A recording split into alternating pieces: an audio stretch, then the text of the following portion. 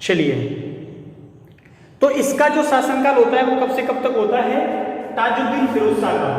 तो इसका शासनकाल होता है 1397 से लेके और 1422 तक। कब से कब तक शासन व्यवस्था का इसका जो कार्यकाल कब से कब तक था? ताजुद्दीन फिरोज शाह 1397 से लेके और 1422 तक। ठीक है, अब देखिए इसके समय पर क्या महत्वपूर्ण घटना घटित होती है। तो इसके समय पर किसका आक्रमण होता है? तैमूर लंग का आक्रमण होता है। ठीक है, तैमूर लंग का क्या होता है? आक्रमण होता है। जो भारत पर आक्रमण हुआ था ना, तो उस समय बहमनी साम्राज्य का शासक कौन था? ताजुद्दीन फिरोज शाह था। कौन था? ताजुद्दीन फिरोज शाह शासक था। तो तैमूर लंग का आक्रमण होता है। ठीक है, तैमूर लंग का आक्रमण किसके समय में होता है? फिरोज शाह के समय होता है। ताजुद्दीन फिरोज शाह कहां पर? बहमनी साम्राज्य का शासक था ये। तो पूछा जा सकता है कि जब तैमूर लंग का आक्रमण हुआ था उस समय बहमनी साम्राज्य का शासक कौन था? तो ताजुद्दीन फिरोज शाह शासक था। अब देखिए तैमूर लंग ने क्या किया? तैमूर लंग ने इसको क्या किया? पुत्र कहकर संबोधित किया। क्या कहा? तैमूर लंग ने फिरोज शाह को क्या कहा था? अपना बेटा कहा था, अपना पुत्र कहा था। ठीक है, तो लिखना है इसमें फिरोज शाह को तैमूर ने अपना पुत्र कहा। ठीक है, क्या कहा? अपना पुत्र कहा। एक छोटा क्वेश्चन तैयार हो सकता है कि तैमूर लंग ने भारत आक्रमण के समय किसको अपना पुत्र कहकर संबोधित किया था? तो वो था फिरोज शाह। एक और महत्वपूर्ण पॉइंट इसमें जो है वो ये है कि इसने क्या किया था? तैमूर लंग ने भारत पर आक्रमण किया था तो गुजरात और मालवा, कौन कौन सी जगह? गुजरात और मालवा जो हैं उनको सौंप दिया था। किसको? फिरोज शाह को। गुजरात एवं मालवा को, गुजरात एवं मालवा को फिरोज शाह को सौंप दिया। फिरोज शाह को सौंप दिया। ठीक है, किसको सौंप दिया? फिरोज शाह को सौंप दिया। जब इसने भारत पर आक्रमण किया था तो उस दौरान तैमूर का जब आक्रमण हुआ था तो इसने क्या किया था? पूरे जितना भी साम्राज्य जीता था भारत का उसमें से गुजरात को और मालवा को दे गया था। किसको? फिरोज शाह को। बोला कि तुम यहां पर क्या करना? राज करना। ठीक है, अब देखिए जब कोई, अब तैमूर भारत में रुका तो नहीं, तैमूर भारत में रुका तो नहीं, ये चला गया था। और जब चला गया तो इसने ये पूरा गुजरात का एरिया है और ये यहां पर पड़ता है मालवा, इन दो क्षेत्रों को किसको सौंप गया था? तो बहमनी साम्राज्य को सौंप दिया था। यहां पर पड़ता था बहमनी साम्राज्य। ठीक है, यहां पर पड़ता है मालवा, चारों जो झालावाड़ है, बारा है, कोटा है, इससे जो नीचे का एरिया है ग्वालियर, तो ये वाला क्षेत्र आता था मालवा के अंतर्गत। और गुजरात को तो आप सभी जानते हैं। तो इन क्षेत्रों को क्या करता है? इसको ये गिफ्ट कर जाता है और दे देता है। ठीक है, अब आगे देखिए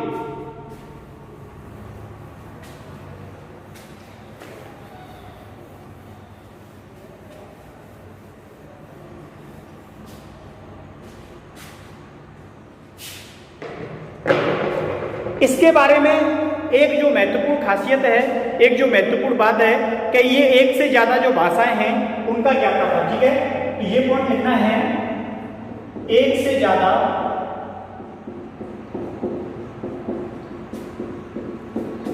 भाषाओं का ज्ञाता था। ज्ञाता का मतलब जानने वाला था। एक से ज्यादा भाषाओं को जानने वाला था कौन? फिरोज शाह। ठीक है, अब फिरोज शाह एक से ज्यादा भाषाओं को जानता है तो ये क्या है? प्रत्येक व्यक्ति से, जैसे क्या है अलग अलग भाषाओं का व्यक्ति होता है तो प्रत्येक व्यक्तियों से अलग अलग भाषाओं में संवाद कर रहा था। ठीक है, क्या करता था? संवाद करता था।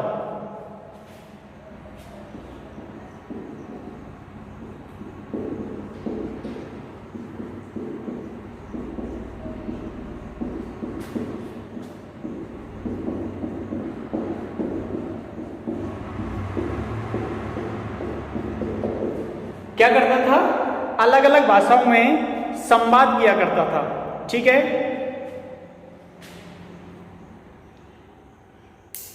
चलिए अब देखिए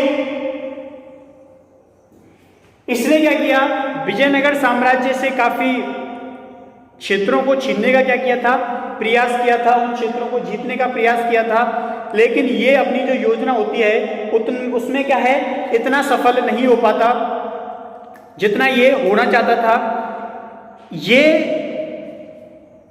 जो इसके हरम में महिलाएं होती थी, इसके जो हरम था, हरम किसको बोलते हैं, यानी कि एक शासक होता है तो जो महिलाएं युद्ध में जीत के लाई जाती हैं या फिर वो जितनी सी ज़्यादा दासियां होती हैं उसकी, उन सभी को किस में शामिल कर लेता था, वो हरम में शामिल कर लेता था। ठीक है, और जब हरम में उनको शामिल कर लेता था तो उन हरम की महिलाओं से क्या करवाता था, ये काम करवाता, क्या काम करवाता था, तो लिखना है हरम की महिलाओं से, हरम की महिलाओं से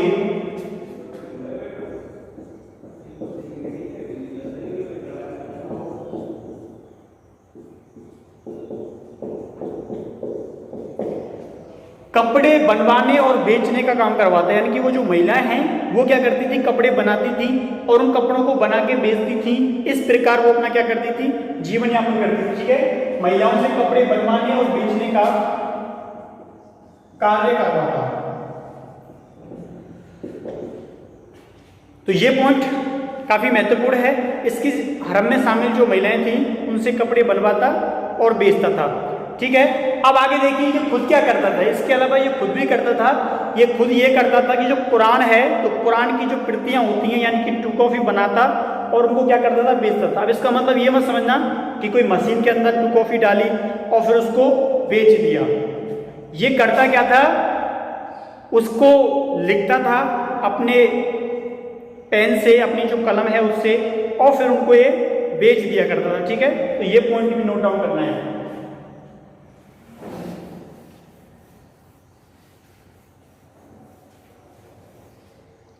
देखिए नोट डाउन करना है, कुरान की प्रतियां बेचकर जीवन यापन करता था। किसकी प्रतियां बेचकर जीवन यापन करता था, तो कुरान की प्रतियां बेचकर जीवन यापन करता था। ठीक है, अब देखिए अगर इसकी स्थापना के संदर्भ में बात करें कि इसके द्वारा महत्वपूर्ण किन क्षेत्रों की इसके द्वारा स्थापना कराई जाती है, तो इसके द्वारा एक महत्वपूर्ण शहर बसाया जाता है। कौन सा महत्वपूर्ण शहर, तो फिरोजाबाद की क्या करवाई जाती है, स्थापना करवाई जाती है। ठीक है, किसकी स्थापना करवाई जाती है, फिरोजाबाद की स्थापना करवाई जाती है। कहां करवाई जाती है, देखिए फिरोजाबाद की स्थापना कराई गई। ठीक है, फिरोजाबाद की स्थापना कहां पे कराई गई, तो भीमा नदी के तट पर। कहां पे, भीमा नदी के तट पर।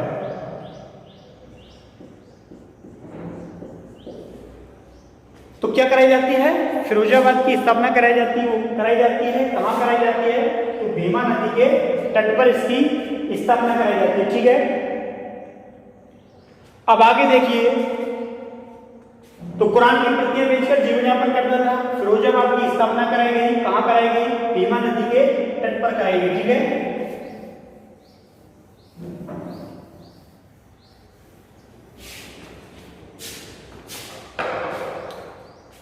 ताजुद्दीन फिरोज शाह के बारे में।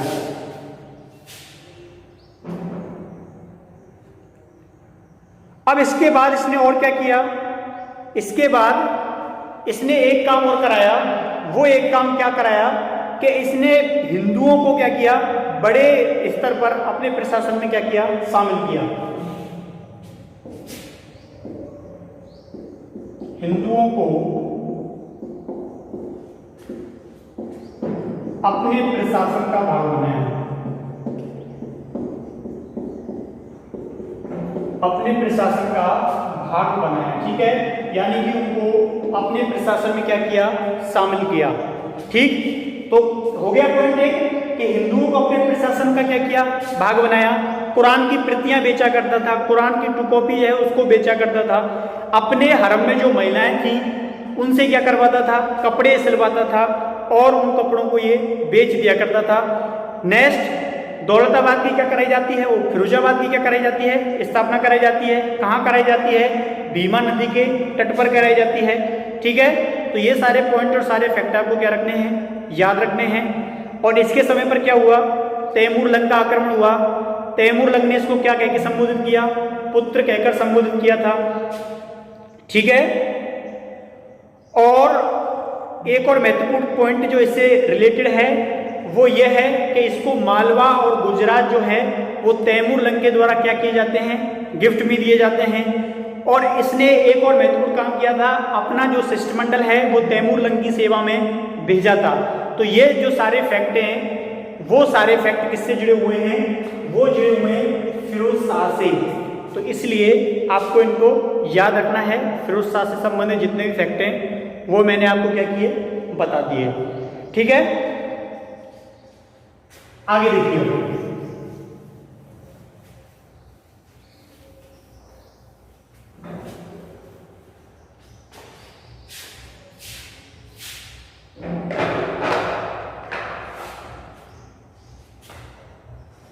अब देखिए, बहमनी साम्राज्य में जो अगला शासक शामिल होता है वो कौन होता है, तो वो होता है अहमद शाह। और अहमद शाह एक बहुत ही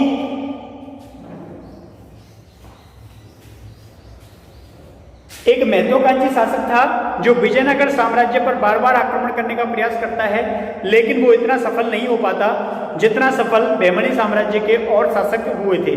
ठीक है, तो इसलिए अगला पॉइंट डालिए, कौन डालिए, अहमद शाह डालिए। ठीक है,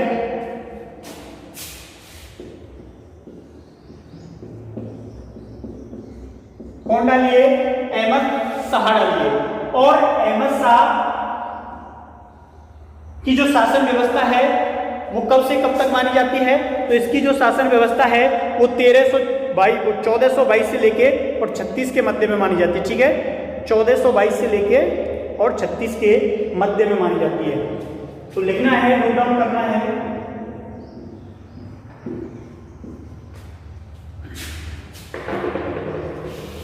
इसमें लिखना है यह एक महत्वाकांक्षी शासक था। कौन था, एक महत्वाकांक्षी क्या था, शासक था। ठीक है, और विजयनगर को हड़पने के लिए, विजयनगर को हड़पने के लिए षड्यंत्र रचता रहता था।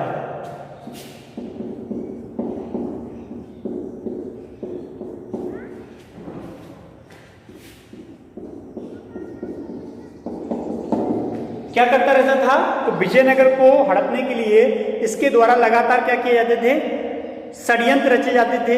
लेकिन आप लोगों को मालूम है कि विजयनगर में एक से एक प्रतापी शासक लगातार होते हुए हैं। अब इसके संदर्भ में एक बात यहां पे लिख देते, दिख रहा है यहाँ पे।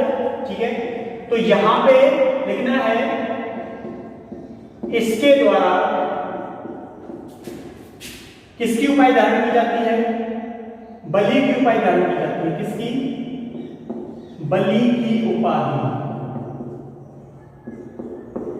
तो इसके द्वारा किसकी उपाधि धारण की जाती है, बलि की उपाधि धारण की जाती है। ठीक है, याद रखना है कि बहमनी साम्राज्य के किस शासक के द्वारा बलि की उपाधि धारण की गई थी, तो वो था अहमद शाह।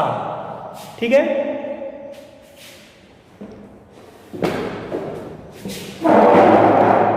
अब आगे देखिए, इसने उपाधि धारण कर ली, बलि की उपाधि धारण करने के पीछे जो लॉजिक था, एक ये सूफी के संपर्क में रहता था। सूफी का मतलब जानते हो, जो धार्मिक गुरु होते हैं, सूफी संत होते हैं, उनके संपर्क में रहता था और उनके द्वारा इसको ये उपाधि दी गई थी बलि की।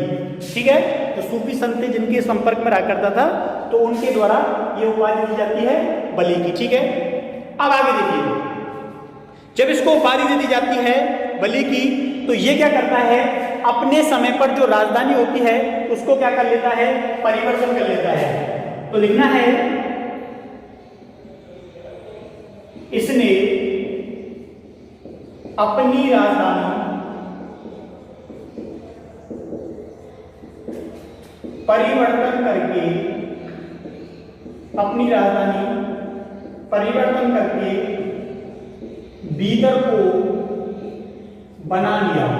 ठीक है, इसको बना लिया, बीदर को बना लिया। और कल मैंने बताया था कब बना लिया, तो 1425 में बना लिया जाता है।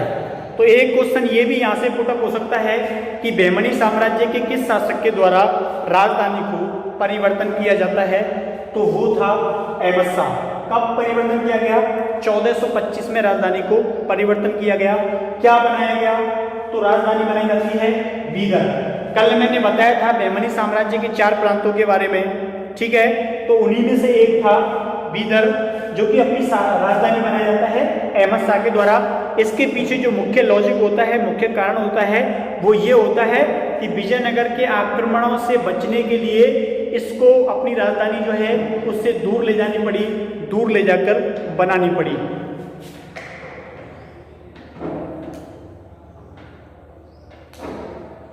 ठीक है, तो यहां तक सब क्लियर है। अब आगे देखिए,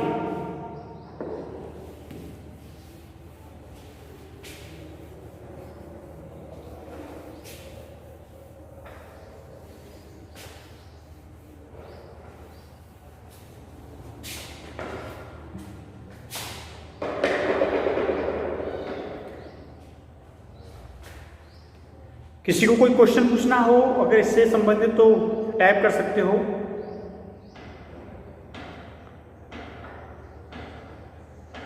हेमंत जांगेट फाइनल ईयर का सेकेंड ईयर में क्या कर रहा है भाई।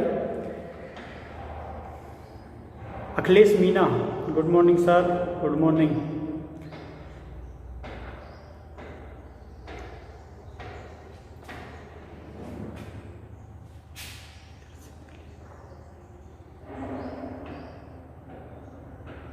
कोई क्वेश्चन पूछना हो तो टाइप कीजिए।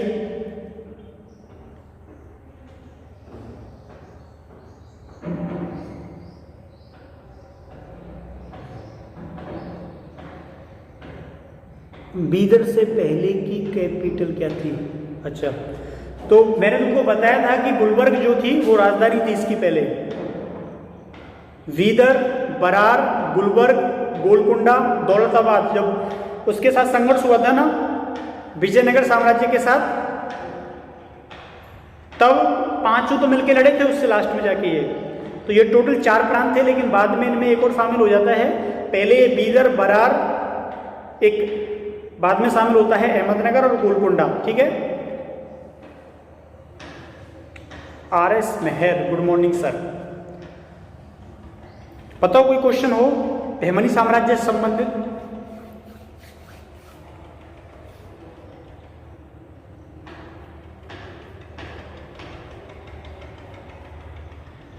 ठीक है, तो चलिए आगे आगे करते हैं। तो लिखना है, इसमें आगे जोड़ना है, आगे जोड़ना है। इसमें क्या जोड़ना है कि इसके द्वारा गुजरात पर असफल आक्रमण किया जाता है। क्या लिखना है, इसके द्वारा गुजरात पर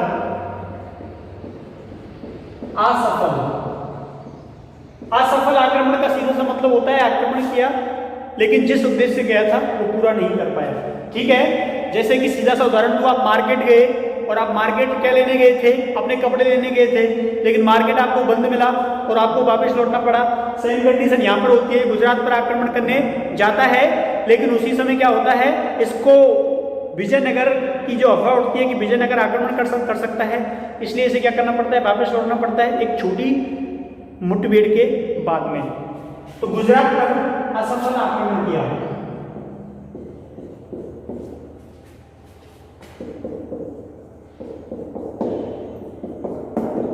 क्या किया, गुजरात पर एक असफल आक्रमण जो है वो इसके द्वारा किया जाता है। इसके अलावा इसके बारे में क्या बोलते हैं, इसको एक क्रूर शासक और दक्षिण का नीरो बोलते हैं। क्या बोलते हैं इसको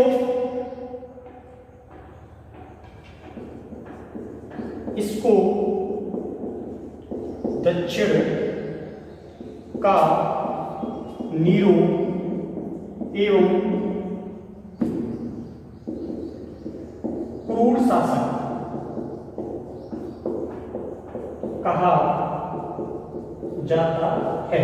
ठीक है, दक्षिण का नीरो का सीधा सा मतलब होता है कि एक ऐसा व्यक्ति जो शासन प्रबंध में है, शासन व्यवस्था में है, लेकिन उसका जो व्यवहार है वो बहुत ही क्या है, हिंसात्मक है। ठीक है, और क्रूर का मतलब तो तुम लोग बहुत अच्छे से भलीभांति जानते ही होंगे।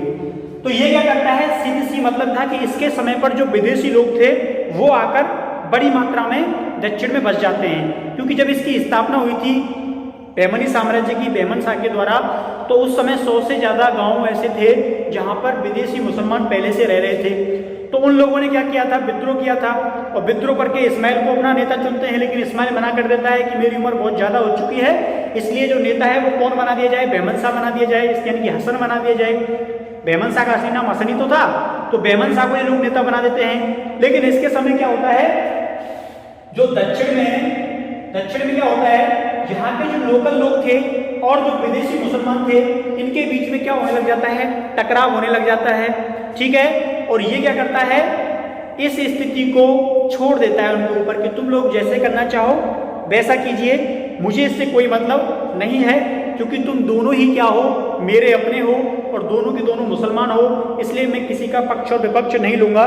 इसलिए वो जो विदेशी मुसलमान थे उनके समय पर क्या होता है, कुछ चक्रों का चलना, षड्यंत्रों का चलना आम बात हो जाती है, जिससे यहाँ का शासक भी क्या था, भली भांति परिचित था। लेकिन स्थिति बाद में क्या होती है, बेहद गंभीर हो जाती है, आने वाले शासकों को बहुत सारी समस्याएं उठानी पड़ेंगी। तो इसके समय इसको क्या बोला जाता है, दक्षिण का नीरो बोला जाता है और एक क्रूर शासक बोला जाता है। ये दोनों ही पॉइंट तुमको याद रखने। आगे देखिए, अब ये क्या कहता था कि जो लोग विद्रोह करते थे, जो लोग उद्यम करते थे, जो लोग बहमनी साम्राज्य में अराजकता फैलाते थे, उनके लिए एक शब्द यूज करता था ये, और शब्द था शाहीन बाग का फूल। क्या कहता था उनको, शाहीन बाग का फूल कहकर संबोधित करता था। कहता था कि इतने अच्छे आदमी तो हैं। ठीक है, तो यहां पर देखते हैं, यह उनको, मैं काफी मोटा लिख रहा हूं, ठीक है, ताकि तुमको अच्छी तरह दिखता रहे। यह उनको शाहीन बाग का फूल कहता था। ठीक है, क्या कहता था, शाहीन बाग का फूल कहता था। तो ये सारी चीजें क्लियर हो गई। इसके बाद देखिए,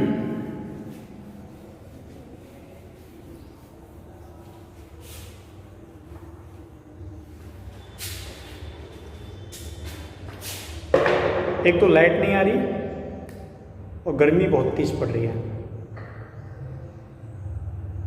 अब इसके बाद जो शासक बनता है अगला, वो बनता है अलाउद्दीन सेकंड। कौन बनता है इसके बाद शासक, अलाउद्दीन सेकंड शासक बनता है। ठीक है, तो इसको हम हटा देते हैं, अहमद शाह को।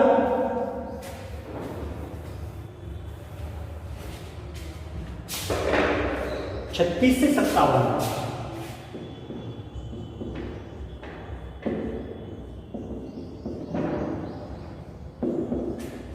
(1436 से 57 में क्या करता है, ये शासन करता है। ठीक है, अलाउद्दीन सेकंड की जो शासनकाल होता है वो कब से कब तक होता है, तो 1436 से लेके और 57 तक यह क्या बनता है, बहमनी साम्राज्य का शासक बनता है। ठीक है, अब देखिए, जब ये बहमनी साम्राज्य का शासक बन जाता है तो इसके समय जो स्थिति है वो बिल्कुल ऐसी ही रहती है जैसे कि अहमद शाह के समय होती है। लेकिन इसके समय जो कुचक्र होते हैं वो राज दरबार में राजदाता, जो राज के लोग थे, जो अमीर थे, उनके समय पर कुछ षड्यंत्र जो हैं वो तेज हो जाते हैं। ठीक है, वो चाहते थे कि जो शासन व्यवस्था है वो हमारे हाथ में रहे, हम जैसा चाहें वैसा करने में क्या रहें, सफल रहें। लेकिन इससे क्या होता है, बहमनी साम्राज्य को काफी नुकसान होता है। अब देखिए एक व्यक्ति होता है महमूद गवाह। कौन होता है? महमूद गवाह। महमूद गवाह, ठीक है। महमूद गवाह अपने प्रभाव को इसके समय बढ़ाने लगता है।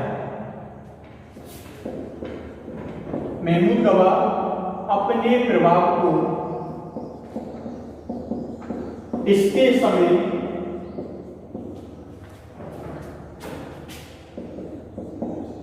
बढ़ाने लगता है। अब स्वाभाविक है आपके मन में क्वेश्चन आ रहा होगा कि ये महमूद गवाह था कौन, ठीक है। आगे जाकर एक शासक बनेगा, ये व्यापारी था पहले और व्यापार करने के उद्देश्य से यहाँ पर आता है, लेकिन बाद में देखता है कितना अच्छा षड्यंत्र चल रहा है, तो ये करता है मैं भी इसमें क्या हो जाऊं, शामिल हो जाऊं।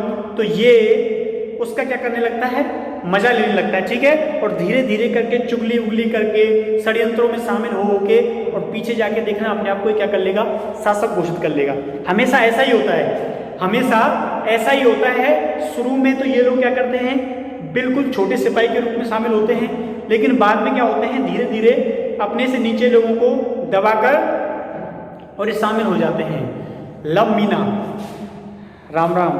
अच्छा तो फाइनल ईयर वाले, खुद की क्लास नहीं चल रही तो सेकंड ईयर में आके बैठ गई हूँ। चलिए, तो होता क्या है, जैसे कि आप लोगों ने हैदर अली के बारे में सुना होगा। हैदर अली ने क्या किया था, सेम यही किया था।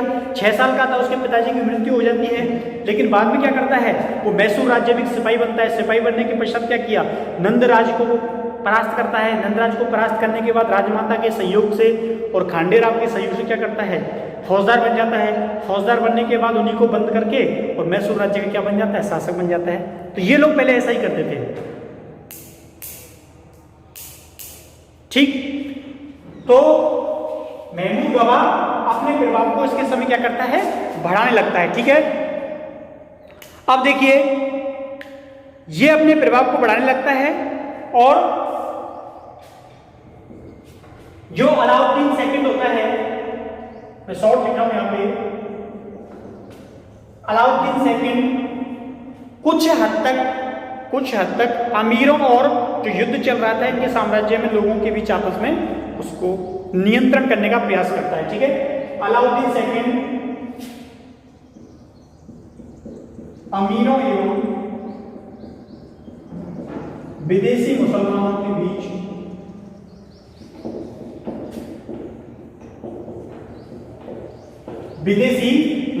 के बीच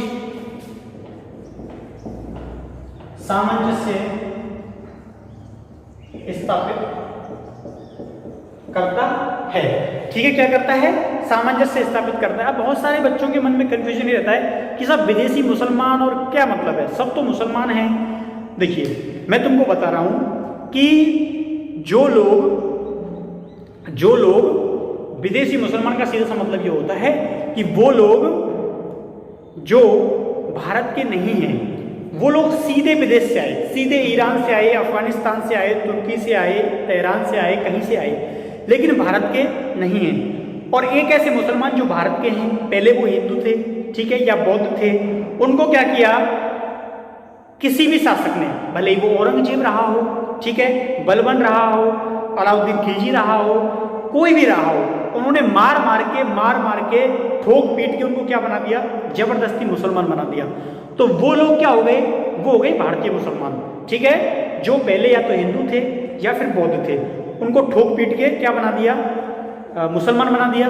तो वो तो क्या हो गए, भारतीय मुसलमान हो गए। और जो लोग बाहर से आए, ठीक है, विदेशों से आके यहाँ रहने लगे, वो लोग विदेशी मुसलमान कहलाते हैं, ठीक है। जैसे ये आप लोग सुनते हो सैयद जो होते हैं, सैयद ये क्या है, ये भारतीय मुसलमान हैं। और दूसरा महत्वपूर्ण क्या है, जो लोग ओबीसी कैटेगरी में आते हैं, जो मुसलमान ओबीसी कैटेगरी में आते हैं, वो सारे के सारे भारतीय मुसलमान हैं, ठीक है। उनके दादा परदादा क्या रहे हैं, हिंदू रहे हैं या बौद्ध रहे हैं, उनको किसी शासक ने ठोक पीट के जबरदस्ती क्या बना दिया, मुस्लिम बना दिया। और जो मुसलमान जनरल कैटेगरी में ज़्यादातर आते हैं, बिल्कुल एडजेक्ट नहीं, ज़्यादातर जो आते हैं वो विदेशी मुसलमान की श्रेणी में आते हैं, ठीक है। तो ये बिल्कुल क्लियरेंस होता है, ठीक है। जैसे मैं उदाहरण तुमको एक बहुत सटीक उदाहरण देता हूँ। जैसे हमारे यहाँ पे आप ले लो रहमान सर को, ठीक है, तो रहमान सर का उदाहरण बहुत सटीक है। तो ये इनके जो शेख होते हैं ये विदेशी मुसलमान की श्रेणी में आते हैं, ठीक है। तो हम इस क्लास को एंड करते हैं, सेशन बंद करते हैं। इसके बाद कल मिलेंगे इसी टाइम पर 10 से और 10:40 के बीच में, ठीक है। तो तब तक के लिए थैंक यू, धन्यवाद, बाय बाय।